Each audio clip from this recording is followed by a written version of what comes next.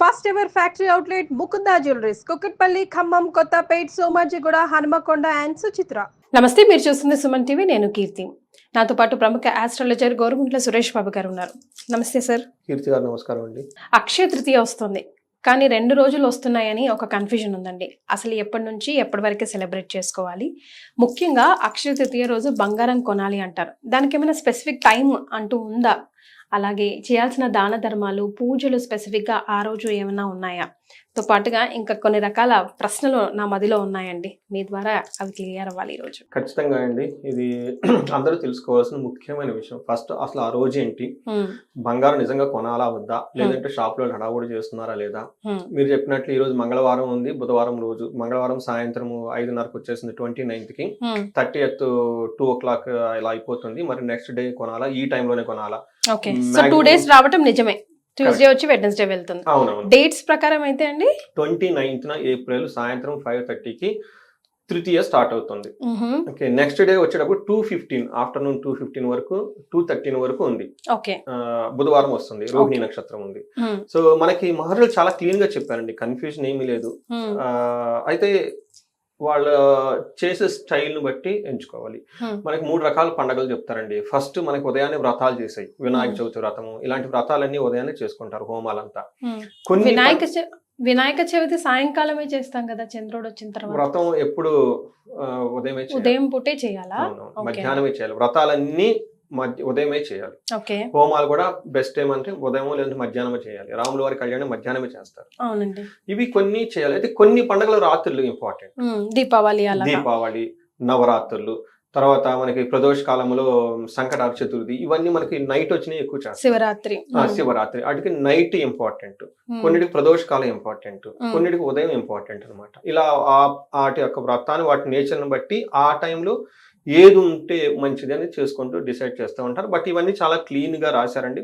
Unfortunate thing అంటే మనం అవి చదవము, స్కూళ్ళలో చెప్పరు కాబట్టి చాలా కన్ఫ్యూజన్ ఉంటూ ఉంటుంది. But they given very clearly అండి. ఓకే, సో ఆ ప్రకారం చూస్తే అక్షయ తృతీయ మనం బుధవారం అంటే మనకి ఏం చెప్పారంటేనండి శాస్త్రంలో, కరెక్ట్ మీరు చెప్పినట్లుగా మనకి శాస్త్రంలో ఏం చెప్పారంటే బుధవారము రోహిణి నక్షత్రము ఆ రోజు తృతీయ కలిసి ఉంటే అద్భుతమైన రిజల్ట్ అని చెప్తారు. బట్ ఇది లక్ ఏమంటే ఈసారి బుధవారం వస్తుంది, రోహిణి నక్షత్రం వస్తుంది, తర్వాత మనకి తృతీయ ముందు రోజు వచ్చినా గానీ రెండో రోజు 2:30 వరకు ఉంటుంది. మనకేం చెప్తారు ఈ జ్యోతిష శాస్త్రంలో, తిథిని ఎలా నిర్ణయిస్తారు? తిథి దేవతలు అని ఉంటారు మనకి లలిత సహస్రనామంలోను, తర్వాత మనకి శ్రీ యంత్రంలోను, తర్వాత మనకి ఖడ్గమల స్తోత్రంలోను తిథి దేవతలు అని ఉంటారు. ఒక్కొక్క తిథికి ఒక్కొక్క అమ్మవారు ఉంటారు. మరి కొన్ని తిథులు మధ్యాహ్నం పైన వస్తాయి, కొన్ని ఉదయం ఉంటాయి. ఎలా ఆ దేవతని మనం ప్రార్థించాలి అని కనుక అడిగితే, సూర్యోదయం అప్పుడు ఏ తిథి అయితే ఉంటుందో ఆ తిథి ఆ యొక్క నెక్స్ట్ డే మళ్ళీ సూర్యోదయం వరకు ఆ తిథి దేవత ఆ రోజుకి అధిపతి. ఇది చాలా క్లీన్ అండి. అయితే ఇది కొంచెం మారుతుంది హోమాలను బట్టి. మనం ఇందాక చెప్పుకున్నట్టు కొన్ని నైట్ చేయాలి, కొన్ని ఉదయం చేయాలనుకున్నప్పుడు అది ఆ పండగలకి అది ఇంపార్టెంట్ కాబట్టి దాన్ని ఉన్న టైంని కన్సిడరేషన్ చేస్తారు. అయితే ఇక్కడ మనం very straight for simple for మనకేం చెప్తారంటే, తృతీయ ఎప్పుడుంది సూర్యోదయం అప్పుడు అంటే 30వ తారీఖు ఉంది, అంటే ఆ రోజు 2 వరకు ఉంటుంది. రెండోది మధ్యాహ్నం వరకు కూడా ఉంది. సో మనకి ఉదయాన్నే సూర్యోదయం అప్పుడు ఉంది, మధ్యాహ్నం అప్పుడు ఉంది, సాయంత్రం మనకి మధ్యాహ్నం తర్వాత 2:30 మారుతుంది. కాబట్టి ఆ రోజు నెక్స్ట్ డే మార్నింగ్ వరకు కూడా తృతీయ అనే అధిష్టాన దేవత అని చెప్పుకుంటారు. రెండోది మనకి అదే రోజు బుధవారం చాలా మంచిది. రెండోది మనకి రోహిణి నక్షత్రం చాలా చాలా ఇంపార్టెంట్. ఎందుకంటే రోహిణి నక్షత్రం స్థిరమైన నక్షత్రం. రోహిణి నక్షత్రంలో ఏ పని చేసినా స్థిరంగా ఉంటుంది కాబట్టి మనకి ఆ రోజున పెళ్లిళ్ళు ముహూర్తాలని అక్కడే ఉంటాయి. ఎందుకంటే తాళిబొట్టు ఒకసారి కడితే స్థిరంగా ఉండాలి కాబట్టి. అలా మనకి ఏం చేస్తారు, బావులు తవ్వాలి, బోర్ వెల్స్ చేసుకోవాలి, లేదంటే ఏదైనా సర్వీస్ స్టార్ట్ చేయాలి. సో నాకు తెలిసి బెంగళూరులో మెట్రో రైలు రోహిణి నక్షత్రంలో స్టార్ట్ చేశారు. నాకు బాగా గుర్తు. అప్పుడు నేను బెంగళూరులో ఇదంతా నేర్చుకుంటున్నాను. అన్ని వాళ్ళు మోడీని ఎవరో వచ్చి స్టార్ట్ చేశారు. ఫస్ట్ స్టార్ట్ చేసిన రోహిణి నక్షత్రంలో స్టార్ట్ చేశారు. అది అలా నిరాటకంగా ఉండాలనుకున్నప్పుడు రోహిణి నక్షత్రం తీసుకోవాలి. రోహిణి నక్షత్రం ఉంది, బుధవారం ఉంది, అక్షయ తృతీయ ఉంది. కాబట్టి బుధవారం ఉదయం నుంచి సాయంత్రం మిడ్ నైట్ వరకు ఎప్పుడు వరకు తీసుకున్నా కానీ ఏమి కాదు. నెక్స్ట్ డే సూర్యోదయం వరకు ఎప్పుడు ఏ టైంలో తీసుకున్నా మంచిది. రెండోది స్థిర లగ్నం తీసుకుంటే ఇంకా మంచిది. స్థిర లగ్నం వచ్చినప్పుడు వృషభ లగ్నం కానివ్వండి, తర్వాత కొన్ని స్థిర లగ్నాలు ఉంటాయండి, వీటిలో తీసుకుంటే ఇంకా ఇంకా చాలా మంచిది అనమాట వాళ్ళకి.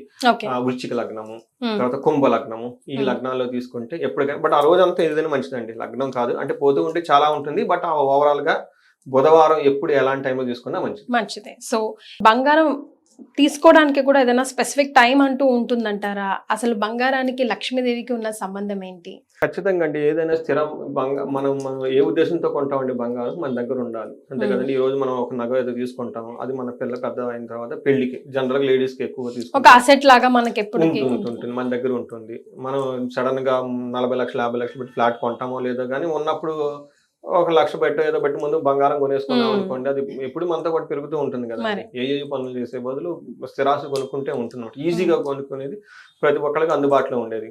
అయితే కొన్ని నక్షత్రాలు తీసుకుంటే ఆ బంగారం అక్కడే ఉంటుందండి. కొన్ని కూడా ముహూర్తాలు ఉంటాయి. పర్టికులర్గా వచ్చేటప్పుడు పుష్యమి నక్షత్రం, రోహిణి నక్షత్రం, ఇలాంటి ఫిక్స్డ్ నక్షత్రాలు, పోషణ ఇచ్చే నక్షత్రంలో చూసుకుంటే చాలా మంచిది. సో అందుకని ఈ రోజు మనం సర్వార్థ సిద్ధి యోగం, అందులో అక్షయ తృతీయ రోజు. ఇందులో అక్షయం కాదు అంటే మీరు బంగారం ఏ ఉద్దేశం అది తీసుకుంటున్నారా, బంగారం పెరుగుతూ ఉంటుంది.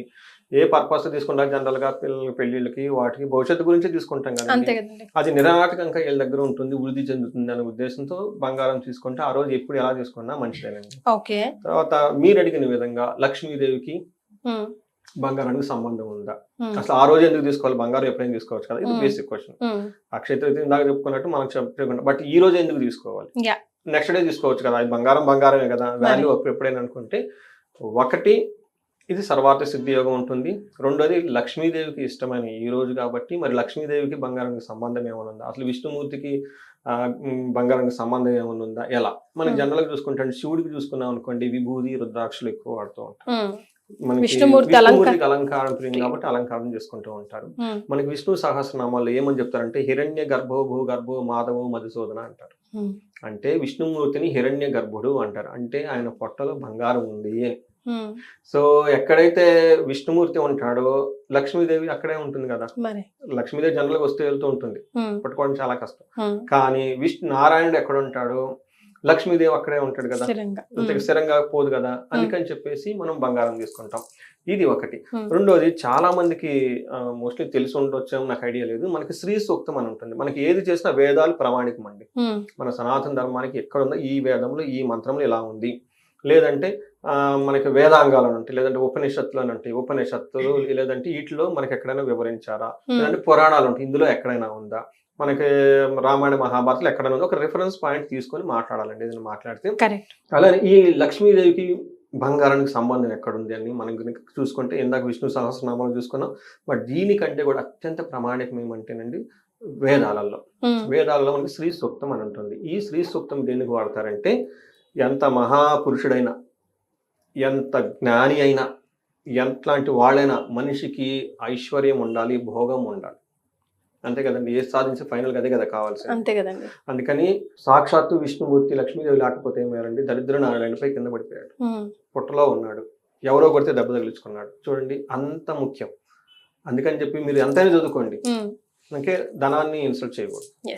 మీరు ఏదైనా చేయండి, ధనాన్ని అవమానించకూడదు, లక్ష్మీదేవిని అవమానించకూడదు, దూషించి అస్సలు మాట్లాడకూడదండి, అస్సలు మాట్లాడకూడదు. రెండోది జలసీ ఫీల్ అవుతుంటారు, వాళ్ళు చాలా ఏయో పనులు చేసి డబ్బు అట్లా కూడా అనకూడదండి. మీ దగ్గర లేదు, వాళ్ళ దగ్గర ఉంది లక్ష్మీదేవి, అంతే కదా.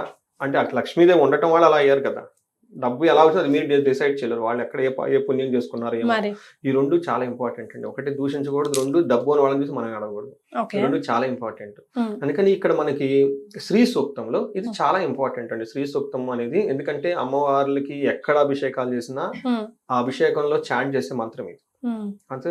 ఎందుకంటే ఈ లక్ష్మీదేవి ఉండాలి, శోభాయమానంగా ఉండాలి, ఐశ్వర్యంగా ఉండాలి, అభివృద్ధి ఉండాలి, ఓకే, ప్రాస్పరిటీ ఉండాలనే ఉద్దేశంతో ఈ మంత్రం చదువుతూ ఉంటారు. ఈ మంత్రంలో ఫస్ట్ ఓపెనింగ్ మంత్రంలోనే ఏమని ఉంటుందంటే ఓం హిరణ్యవర్ణాం హరిణీం సువర్ణ రజతస్రజాం చంద్రాం హిరణ్మయీం లక్ష్మీం జాతవేదో ఆవహ. మంత్రం ఇలా ఉంటుంది, ఇంకా బాగుంటుంది. ఇక్కడ కొన్ని మాటలు ఉంటాయండి, ఏమంటారంటే హిరణ్యవర్ణం అమ్మవారిని బిగినింగ్ లోనే లక్ష్మీ అమ్మవారిని బిగినింగ్ లోనే హిరణ్య వర్ణం అని చెప్తారు. అంటే ఏంటి, బంగారం రంగులో ఉంటారంట అమ్మవారు. రెండోది సువర్ణ రజత స్రజం అంట. అమ్మవారికి ఎలా ఉంటుంది, బంగారము వెండితో చేసిన నగలతో అలంకరించుకొని ఉంటుందంట. చూడండి, ఇంకొకటి ఏం చెప్తారంటే చంద్రం అంటే చక్కటి మనసు, చంద్రుడు లాంటి మనసు ఉంటుందని తెలుగు.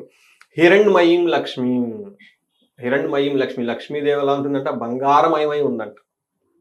దీన్ని బట్టి మనకి ఏమర్థం అవుతుంది, ఇది ఫస్ట్ బిగినింగ్ లో ఉండే జాతవేదో మా ఆవాహ, అమ్మవ నువ్వు మాకు ఆవాహనం చెయ్యి, నువ్వు మా దగ్గర ఉండు. ఎలాంటి అమ్మవారు, బంగారపు నగలు పెట్టుకొని, వెండి నగలు పెట్టుకొని, బంగారం లాగా మెరిసిపోతూ బంగారమయమై ఉంది అని చెప్పేసి మనకి చెప్తారనమాట. అందుకని బంగారం అంటే లక్ష్మీదేవి, లక్ష్మీదేవి అంటే బంగారం.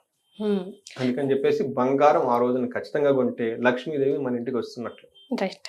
మరి బంగారంలో కలి ఉంటాడు అని అంటారు కదండి, ఇది ఎంతవరకు నిజం? కొన్ని అది కూడా చెప్పబడిందండి. ఎక్కడెక్కడ నెగటివ్ ఎనర్జీ ఉంటుంది అనే దానితో చెప్పుకొచ్చారు. ఒకటి మనకి వైన్ షాపులు ఇట్లాంటివి, అబద్ధాలు ఆడేవాళ్ళు, లేడీస్ ని మోసం చేసేవాళ్ళు, ఇలా రకరకాల ప్లేసులు, ఒక 5 ప్లేసులు చెప్తారు. అందులో కలిపురుషుడు నాకు అన్ని చిడియా ఇచ్చారు, మంచిది ఎక్కడ ఉందంటే బంగారంలో కూడా నువ్వు ఉంటావు అని చెప్పారు. కాకపోతే మనం ఈర్ష్య రూపంలో ఉంటదేమో అండి. ఈర్ష్య రూపంలో కూడా ఉంటుంది, ఈర్ష్య పడేవాళ్ళు. బట్ ఇందులో మనం చాలా తెలియగలం. కలి కంటే మనుషులు ఇంకా క్లవర్ కదా, మరి మనం ఏమైనా తక్కువ తిన్నాయంటే. అందుకే మనం బంగారం కొనం కదా, జ్యువెలరీ ఆభరణాలు కొనుక్కో. కానీ ఆభరణాలు మళ్ళీ ఏం చేస్తాం, లక్ష్మీదేవి అమ్మవారిని పట్టుకొని కొనుక్కుంటాం కదా. ఇప్పుడు తాడి బొట్ట బంగారం అంటే ఏమంటాం, తాళి బట్ట అంటాం కదా, బంగారం. మనం బిస్కెట్ రూపాయలు ఇంకోటి ఏదో రాగోళ్ళు తెచ్చుకుంటుంది, మనం అలా కొనం కదా. మనం ఏం చేసుకుంటాం, వడ్డాణం తీసుకుంటాం, లక్ష్మీదేవి పెట్టుకుంటాం, లాకెట్ తీసుకుంటాం, అమ్మవారిదో ఎవరిదో పెట్టేసుకుంటాం, లేదంటే నవరత్నాలు ఏదో పెట్టేసుకుంటాం. సో మనం వాటిని ఎప్పుడు బంగారం అనం కదా, జ్యువెలరీ అంటాం కదా, ఓకే, ఆభరణాలు అంటాం కదా. అందుకని మనం చూసే పర్సెప్షన్ ఉండాలి. దాని మీద ఓం అని పెట్టేసుకోండి, ఓంకారాన్ని పెట్టుకుంటున్నాం అనుకోవచ్చు, లక్ష్మీదేవి ఉంగరం పెట్టుకోండి, లక్ష్మీదేవి. అయినా మనం ఏదైనా కొత్త ఆభరణం తెచ్చుకున్నప్పుడు పూజ చేసుకునే ధరిస్తాం కదండి, ఏదైనా దోషం ఉన్నా మేబీ అక్కడ వెళ్ళిపోతుందేమో. ఇది లాస్ట్ మనం ముగించే ముందు ఎలా తెచ్చుకోవడం చాలా ఇంపార్టెంట్ అండి. మన యాటిట్యూడ్ చాలా ప్రాపర్ గా ఉండాలి. ఫార్చునేట్ థింగ్ ఏమంటేనండి, నెగిటివ్ గా మాట్లాడకూడదు. అయ్యో ఈ రోజు మనం బంగారం కొనుక్కున్నాం, డబ్బు లేకపోయినా పర్లేదు, రేపు ఇప్పుడు అవసరం అయితే ఈ బంగారం తాకట్టు పెట్టుకుందాం, అందుకు పనికి వచ్చింది అన్న యాటిట్యూడ్ తో స్టార్ట్ చేయాలి. చాలా మంది అండి మనకు చూసారా, బయట ఈ బోర్డులు చాలా ఉంటాయి, బంగారం పెట్టుకుని అంత ఇస్తామని చెప్పేసి. అంటే మనకి టైం బాగలాగా పెట్టుకుంటే అది వేరే విషయం అనుకుంటే అక్కడ దాకా పోకూడదు, మనిషి ఆలోచన అక్కడ దాకా పోకూడదు కదా. ఒక బ్యాడ్ నెగటివ్ ఇంటెన్షన్ తో ఒక పాజిటివ్ థింగ్ ని తెచ్చుకోకూడదు కదా. బిగినింగ్ లోనే మనం తెచ్చుకునేటప్పుడు, అమ్మ నువ్వు మా ఇంట్లో స్థిరంగా ఉండాలి, వృద్ధి జరగాలి, మంచి ఇంటెన్షన్స్ మా ఇంట్లో ఉండాలి, మా దగ్గర ఉండి అడగాలి అన్న ఉద్దేశంతో స్టార్ట్ చేసుకోవాలి. రెండోది, బంగారం షాప్ లో తీసుకునేటప్పుడు నేను కొన్ని షాపులకు వెళ్ళానండి. వాళ్ళు ఏదో సోషలిస్ట్ షాపు, అక్కడ దేవుడి బొమ్మలు ఉండవు, ఏమీ ఉండవు, నగలు మాత్రం ఉంటాయి, ఏదో మెకానికల్ ఐటమ్ అమ్మేసినట్టు అమ్ముతూ ఉంటారండి. నేనైతే సజెస్ట్ చేస్తాను షాపులకు వెళ్ళకూడదు. కొంతమంది చక్కగా మన గుడిలాగా పెట్టి, కళ్యాణ వెంకటేశ్వర స్వామిని పెట్టి, లక్ష్మీనారాయణని పెట్టి అక్కడ పెట్టి పూజ చేసి, మనకి అక్షంతలు వేసి, మనకి పూలు ఇచ్చేసి వాళ్ళు ఇచ్చేవాళ్ళు భక్తిగా ఇస్తారండి. మనం అంత భక్తిగా తీసుకోవాలి. చెప్పులు ఇచ్చి, ఓకే, దండం పెట్టుకొని మన చేతులకు వస్తుంది కదండి. ఆ టైంలో మరి లక్ష్మీదేవి రావడం అంటే అంత ఈజీ ఏం కాదండి. అంతే కదండి, ఎన్నో పాపాలు అన్ని పోతేనే లక్ష్మీదేవి మన ఇంటికి వస్తుందండి. అంతే కదా, రాకుండా అందరికి రాదు కదా. ఆ టైం మనం అక్కడ ఉన్నాం కాబట్టి చెప్పులు ఇచ్చి భక్తిగా దండం పెట్టుకొని, మనసులో వాళ్ళు ఉంటారు ఏమన్నా ఫీల్ అలాంటివి మనసులో పెట్టుకోకుండా లక్ష్మీదేవి వస్తుంది కాబట్టి హ్యాపీగా ఇన్వాల్వ్మెంట్ అయ్యి చక్కగా భక్తిగా రిసీవ్ చేసుకొని, అమ్మ ఈ రోజు నుంచి మా ఇంట్లో స్థిరంగా ఉండు, మాకు వృద్ధిని ప్రసాదించు అని తీసుకొని వెళ్ళాలి ఇంటికి వెళ్ళిన తర్వాత మళ్ళీ, లేదంటే దారిలో మళ్ళీ ఏదైనా గుడి ఉంటే గుడిలో పూజ చేపించి ఇంటికి వెళ్ళి మళ్ళీ ఇంట్లో దేవుడి గుడిలో పెట్టి కొంచెం పూజలాగా చేసుకొని చక్కగా పెట్టుకొని నవ్వుతాం. రైట్. అయితే ముఖ్యంగా ఏమైనా దాన ధర్మాలు కానివ్వండి, ఏదైనా పూజలు కానివ్వండి, అక్షయ తృతీయ రోజు చేసుకునేవి ఏమైనా ఉంటాయండి? అంటే చాలా విన్నా నేను కూడా, జీవరాశులకి ఏదైనా పెడితే లేకపోతే అన్నదానం అది చేస్తే కూడా బాగుంటుంది అని. అంటే అన్నపూర్ణాదేవి పుట్టింది కూడా మీరు చెప్పినారు ఒక వీడియోలో, ఈ రోజు అక్షయ తృతీయ రోజే. అవునండి. సో ఇది ఏమంటారంటేనండి, మనకి వైశాఖ మాసం విష్ణువుకి అత్యంత ప్రీతికరమైన మాసం. ఈ మాసంలో ఏదైనా గనక దానం చేస్తే మనకి విష్ణుత్వం వస్తుంది, ఓకే, వైకుంఠ ప్రాప్తి కలుగుతుంది అని చెప్పేసి మనకి శాస్త్రాలు చెప్తూ ఉన్నారు. మనకి ఏం చెప్తారంటే ఇంకొకటి కూడా చెప్తారు, మాధవ సేవయే మానవ సేవయే మాధవ సేవ. ఉమ్, అంటే మనుషులకు మనం హెల్ప్ చేస్తే దేవుడికి హెల్ప్ చేసినట్లు ఉంటుంది. ఉమ్, ఎప్పుడైతే మనకి మాధవుడికి సేవ చేస్తామో లక్ష్మీదేవి మన దగ్గర ఉంటుంది. ఉమ్, అగైన్ మళ్ళీ లక్ష్మీదేవి మనం Hmm. ఏం చేసినా కానీ ఫైనల్ ఆబ్జెక్టివ్ ఏంటంటే సేవతో పాటు సేవ చేయాలంటే మనకి ఐశ్వర్యం ఉండాలి కదా, ఉండాలి కదా లేకుంటే ఇంకేం చేస్తాం. మరే. అందుకని చెప్పేసి ఎప్పుడు ఎంత విజ్ఞానుడైనా ఏ దేవుడు ఐశ్వర్యం ఉండాలండి. అందుకని ప్రతి ఒక్క శ్రీ సూక్తం అందుకే చదివేది. ఉమ్, ఏం చేయాలంటే చాలా సింపుల్ రెమెడీ అండి, సింపుల్ పవర్ఫుల్ రెమెడీ అది అనమాట. ఉమ్, ఉమ్, ఏంటంటే ఉదకం నారాయణి అని చెప్పేసి ఒక కొటేషన్ ఉంటుంది. అంటే Okay. మంచినీళ్ళు మనం తాగే మంచినీళ్ళు నారాయణుడు అంట. ఓకే. ఈ నారాయణకి సంబంధించిన నీళ్ళని మనం దానం చేస్తూ ఉంటే లక్ష్మీదేవి హ్యాపీ ఫీల్ అవుతూ ఉంటుంది. ఉమ్, అందుకని చెప్పేసి ఆ రోజున మనకి ఏం చేస్తారంటే ఉదక దానం అని చెప్తారు. అంటే పూర్వకాలంలో ఏం చేసేవాళ్ళు అంటే రాగి చెంబులో ఆ నీటిని కొంచెం మనకి పూజలాగా చేసుకొని పసుపు కుంకుమ పెట్టి ఆ చెంబులకి ఒక చిన్న అక్షంత కానీ ఒక చిన్న గంధం కానీ లేదంటే ఒక చిన్న పట్టిక బెల్లం కానీ వేసేసి ఆ చెంబు నీళ్ళని వేరే వాళ్ళకి దానం చేస్తారు. ఉమ్, అప్పుడు రాగి దానం చేసిన పుణ్యం వస్తుంది. ఉమ్, కుజుడికి సంబంధించిన దోషాలన్నీ ఉంటే పోతాయి. ఉమ్, రెండోది ఈ నీటిని దానం నీటి తాగుతారు కదండి, అగైన్ నారాయణకి సంబంధించిన నరుడికి మనకి హెల్ప్ చేసినట్లు అవుతుంది కాబట్టి ఉదక దానం చేస్తారనమాట. మేము కొన్ని ఇలాంటి బెంగళూరులో కొంతమందికి చేసాం ఇవి. ఉమ్, సో 11 కలశాలు 21 కలశాలు వాళ్ళకున్న స్థామతను బట్టి ఒక కలశం ఎంత అవుతుంది, రాగి చెంబు 500 400 600 నుంచి ఎక్కువ ఏం కాదు. చిన్న చెంబు తీసుకోవడం నీళ్లు పెట్టుకోవడం మీరు చేయడం ఆ చెంబుతో పాటు ఉమ్, కొంతమంది పిలిచి ఇచ్చేస్తారు అనుకోండి, హ్యాపీగా ఫీల్ అవుతారు. అది లేని వాళ్ళు అట్లీస్ట్ వాటర్ బాటిల్స్ కొని దానం చేయండి. yes, సింపుల్ కదా, మన కార్లో పెట్టేసుకోవడం ఒక 5-6 బాటిల్ రోడ్ల మీద ఉంటారు, ఒక నీళ్లు ఇచ్చేసేయండి. మరే. ఉదకం దానం చేసినట్లు పుణ్యం అనమాట. ఉదక దానం చేస్తే విష్ణుత్వం వస్తుందని మనకు చెప్తారు. రైట్. అందుకని ఈ కాల జనరేషన్ వాళ్ళకి బయట బ్రాండెడ్ బిస్లరీ ఏవో అమ్ముతూ ఉంటారు. ఒక 10 బాటిల్ తీసుకోండి, కార్లోనో స్కూటర్లోనో పెట్టుకోండి, ఇచ్చేసుకుంటే వెళ్ళిపోండి, ఉదక దానం అయిపోయింది, పుణ్యం వచ్చేస్తుంది కదా. మరే. Simple technique. ఎస్. సో ఇవి ఇంతే కాకుండా మనకి పక్షులకు కానివ్వండి, జంతువులకు కానివ్వండి, ఒకటి ఎండాకాలం బాగా ఉమ్, దాహం వేస్తూ ఉంటుంది. రెండోది చెట్లు ఆకులన్నీ రాలిపోయి ఉంటాయి, ఉమ్, పండ్లు అప్పుడప్పుడే వస్తూ ఉంటాయి, మనకి పొలాలంతా ఎండిపోయి ఉంటాయి, వాటికి కావాలి కదండి ఏదన్నా కనుక. అందుకని మూగ జీవాలకు కానీ పక్షులకి ఇది దానం చేస్తే అత్యంత పుణ్యం అనమాట. రైట్. అందుకని ఏం ఏం ఏం ఏం పుణ్యం వస్తుంది, విష్ణుత్వం వస్తుంది. ఉమ్, విష్ణుత్వం అంటే అగైన్ బ్రైట్ గా ఉంటాము, ఎక్కడికి తరిగిపోనిది. ఎక్కడ విష్ణుత్వం ఉంటుంది అక్కడ అమ్మవారు కూడా ఉంటారు కాబట్టి ఉమ్, ఏ ప్రకారంగా చూసుకున్నా వైశాఖ మాసంలో అందులో పూర్ణిమ కూడా వస్తుందండి. ఇవన్నీ పుణ్యమాసం అండి. ఇది మాసం మనకి కార్తీక మాసం, శ్రావణ మాసం లాగా వైశాఖ మాసం కూడా విష్ణువుకి అత్యంత పుణ్యమాసం. ఏది చేసినా కానీ చక్కగా ఒక భక్తిగా గనక దానాలు గనక చేస్తుంటే పాజిటివ్ రిజల్ట్స్ వస్తా పాజిటివ్ ఉంటాయి. రిజల్ట్స్ వచ్చారు. వాళ్ళు ఉన్న నెగిటివ్ వైబ్రేషన్స్ అన్ని పోతాయి అంటే. రైట్. ఎన్నో మంచి విషయాలు ఈ వీడియో ద్వారా తెలియజేశారు సురేష్ బాబు గారు. ధన్యవాదాలు. ధన్యవాదాలండి.